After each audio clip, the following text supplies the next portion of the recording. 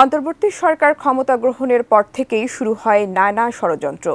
একদিকে ভারতীয় সরকারের অসহযোগিতামূলক আচরণ, অন্যদিকে দেশটির গণমাধ্যমের মিথ্যাচার দুদেশের সম্পর্ককে নিয়ে গেছে তলানিতে।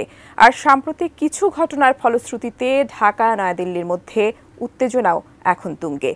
এই উত্তেজনার মূল ইস্যু সংখ্যালঘু নির্যাতন। এ নিয়ে এবার মন্তব্য করেছেন পশ্চিমবঙ্গের গীতিকার ও সঙ্গীত শিল্পী কবির সুমন। কি বললেন তিনি, জানাচ্ছেন শেখ ফরিদ। বাংলাদেশে সংখ্যালঘু নির্যাতনের অভিযোগ তুলে পশ্চিমবঙ্গ সহ ভারতের বিভিন্ন জায়গায় হচ্ছে প্রতিবাদ। এর পরিপ্রেক্ষিতে গত 2 ডিসেম্বর আগরতলায় বাংলাদেশের সহকারী হাই কমিশনে হামলা চালিয়ে ভাঙচুর ও পতাকা নামিয়ে ছিঁড়ে ফেলে ভারতীয় দুর্বৃত্তরা। এতে আলো তলানিতে গিয়ে ঠেকে ঢাকা নয়াদিল্লির সম্পর্ক। এমন পরিস্থিতিতে সংখ্যালঘু ইস্যুতে ভারতের কর্মকাণ্ডের বিরুদ্ধে সরব হয়েছেন পশ্চিমবঙ্গের গীতিকার ও সঙ্গীত শিল্পী কবির সুমন। সম্প্রতি পতাকা অবমাননা নিয়ে ফেলানী হত্যার প্রসঙ্গ টেনে কবির সুমন প্রশ্ন তুলেছিলেন, সীমান্তের কাঁটাতারের বেড়া থেকে ফেলানী যখন ঝুলছিলেন, কিসের কার অবমাননা হচ্ছিল তখন? কোয়ালিটি সম্পন্ন আন্তর্জাতিক মানের CMT 500W CSRM committed for better still। এবার পশ্চিমবঙ্গের সঙ্গীত শিল্পী জানান, বাংলাদেশ থেকে এক হিন্দু ব্যক্তি তাকে চিঠি লিখেছেন। ওই চিঠিতে কবির সুমনকে উল্লেখ করে বলা হয়েছে, বাংলাদেশে হিন্দুরা ভালো আছে, মুসলিমদের কেউ তার পরিবারের উপর নির্যাতন করেনি।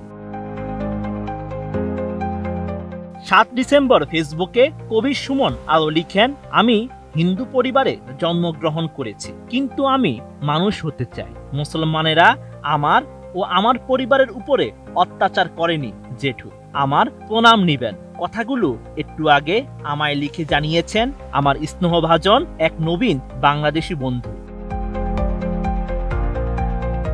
এই গীতিকার আরো লিখেন, ভারত থেকে যারা বাংলাদেশের মুসলমান আর হিন্দুদের সম্পর্কে মিথ্যে কথা প্রচার করছে, তারা জেনে রাখুক, মিথ্যে প্রচারে শেষ পর্যন্ত কোনো কাজই হয় না। পশ্চিমবঙ্গের সন্দেশখালী এবং আরজি কর নিয়ে মিথ্যে প্রচারণা যেমন প্রচারকদের কোনো সুবিধেই দেয়নি।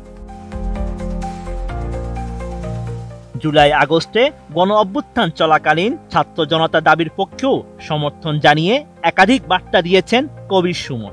জানিয়েছেন বাংলাদেশের মানুষের প্রতি তার ভালো লাগা এবং ভালোবাসার কথা। 5 আগস্টের পরেও সেই ধারা অব্যাহত রেখেছেন তিনি। কবির সুমন একজন ভারতীয় বাঙালি গায়ক, গীতিকার, অভিনেতা, বেতার সাংবাদিক, গদ্যকার ও সাবেক সংসদ সদস্য। 1992 সালে তোমাকে চাই অ্যালবামের মাধ্যমে বাংলা গানে এক নতুন ধারার প্রবর্তন করেন কবির সুমন। তার পূর্ব নাম সুমন চ্যাটার্জি।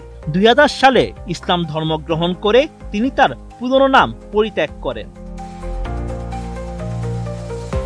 শেখ ফরিদ, ATN।